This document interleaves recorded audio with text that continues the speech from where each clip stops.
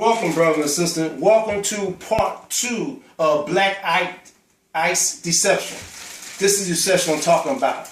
Black Ice is a deception. It's not for real. It's false. My name is Bomani X. I'm the author of Education Will Stop Black on Black Crime. And you can purchase this book at www.respectyourcommunity.com.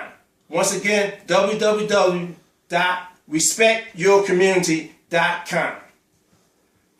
On part 1, we was talking about Black Ice, how the bigots use Black Ice as one as a tool to have our people hate and do vicious things to each other.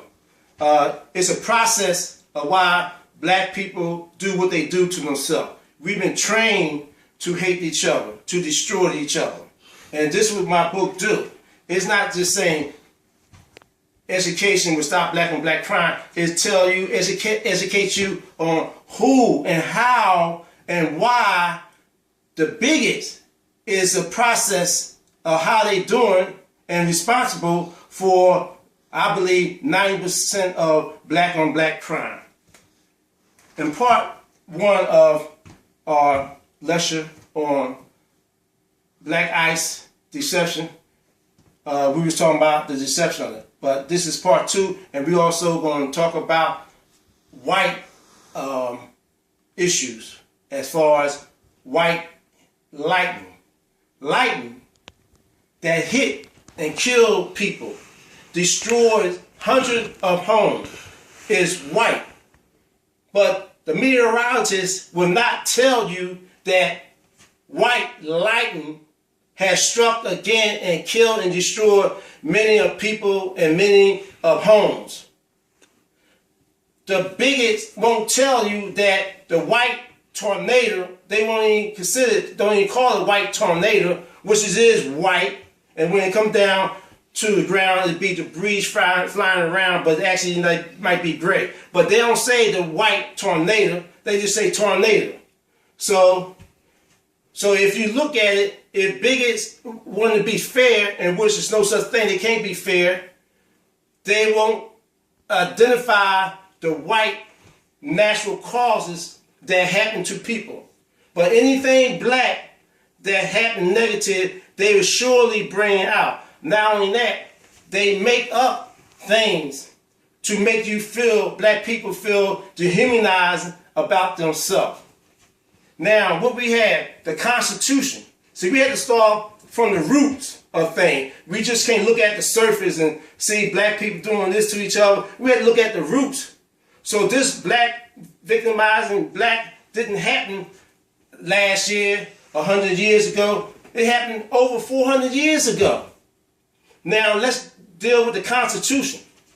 The forefathers did not include black people in the Constitution because they said we 3/5 of a person.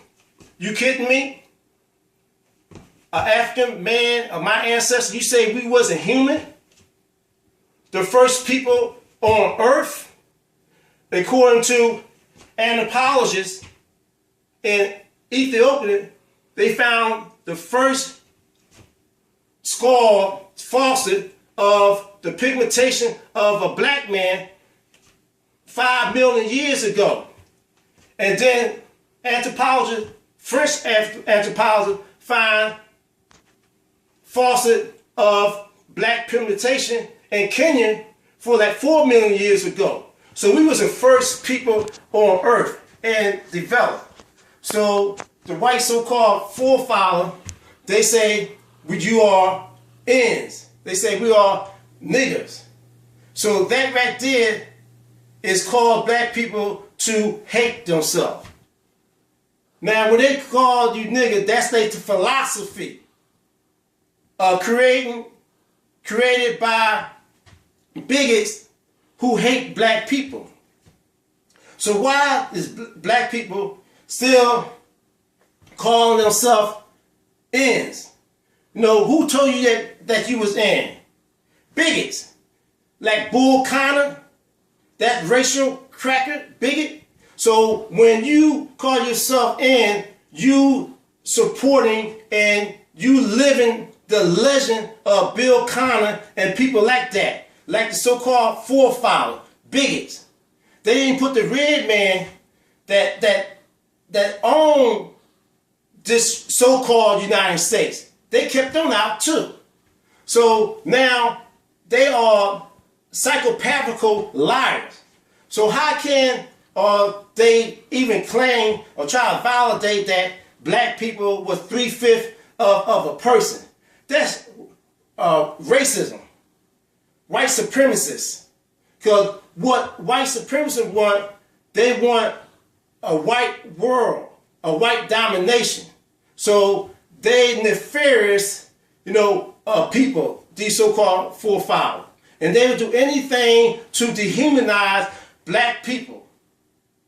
And we go for that. We had to stop calling ourselves ends. Because when you call yourself ends, you are diminished yourself. It's just that embarrassing when black people, call themselves ends and they call themselves love and affection and endearment. So when Bill Connor was whooping us and these so-called kidnappers were calling us ends, it wasn't no love and affection. It was hatred. And they beat us to death. They hung us. And when they hung us, they called us end. So what fool will glorify the N-word when the N-word was used for their philosophy to dehumanize, deframe, and dislike black people? So when you call yourself N, you dislike yourself. I know some people say Martin Luther King said it too. Well, Martin Luther King, he also cheated on his wife. So what you gonna tell your wife? Martin Luther King cheated on his wife, so I like Martin Luther King, so I'm gonna do the same thing. Are you kidding me? So what did Martin Luther King say the word in? That's the evil white spirit that got to him at that time. And then we want to talk about we wasn't human. If we wasn't human, now we had a man here, if you go on the screen, we had President John Hanson. John Hanson was the President of the United States. The Confederate of the Confederate, the Article of Confederation. Now this been put out by the White Man News, United States News, the Worldwide Press. Who was the real first president? So how can the biggest nefarious forefathers say we 3/5 of the person? And this has been also put out by the Black Star Market Garbage paper. And this right here is a picture of $2 bill, but you won't see it good. Now, so if you don't believe in the President John Hanson, then I ask you people, if you look at this $2 bill, you will see a black person here. But know what? There's no black person here now. So they truly is hiding something. Okay. Then we go to Plessy versus Ferguson. 1/8 of a drop of blood. So what that was all about is also hatred. Have you to hate yourself. So if a light-skinned person, really white person, looking white person, they said if you had 1/8 a drop of blood, then you consider a Negro. Meaning that you degrading us. Your blood is contaminated. We're not going to accept you because you got some black blood in you. That's dehumanizing. So Plessy versus Ferguson was about the citizen right for light-skinned people to be more powerful and can ride in front of the bus because they look white.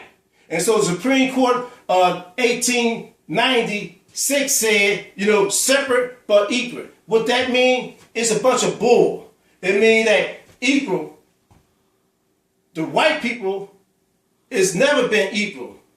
But they separate us. So separate from equal means nothing. And so all these things, then we go back to black lives. Who's talking about black lives? Black lives is about, why not